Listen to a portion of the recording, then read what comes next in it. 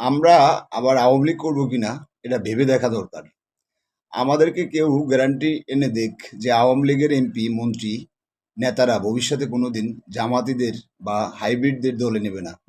যাদের বিরুদ্ধে গত 16 বছরে নিজ দলের নেতাকর্মীদের নির্যাতন করার অভিযোগ আছে, দুর্নীতির সুস্পষ্ট প্রমাণ আছে, তাদের বাংলাদেশ আওয়ামী লীগ এবং তার অঙ্গ সংগঠনগুলোতে কোনো জায়গা ভবিষ্যতে হবে না।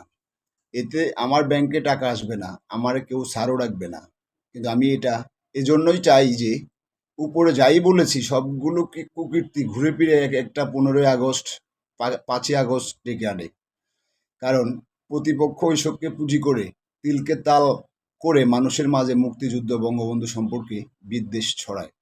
তাতে ওইসব দিন ফিরে আসে যখন আমাদের দেখতে হয় বঙ্গবন্ধুর ভাস্কর্যের উপরে রাজাকারের বাচ্চারা প্রসাব করে, ধানমন্ডি 32 ভাঙে, মুক্তিযুদ্ধের সপক্ষের মানুষকে নিজ দেশে নির্যাতিত হতে হয়, পরাধীন থাকতে হয়।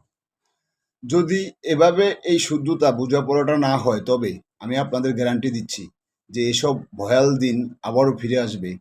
সেটা 5 বছর পরে হোক, 10 বছর পরে হোক, বা 15 বছর পরে হোক।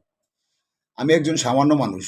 আমি আমার জায়গা থেকে এসব আর দেখতে চাই না। আমার জায়গা থেকে এখানে আমি ফুল স্টপ হতে চাই।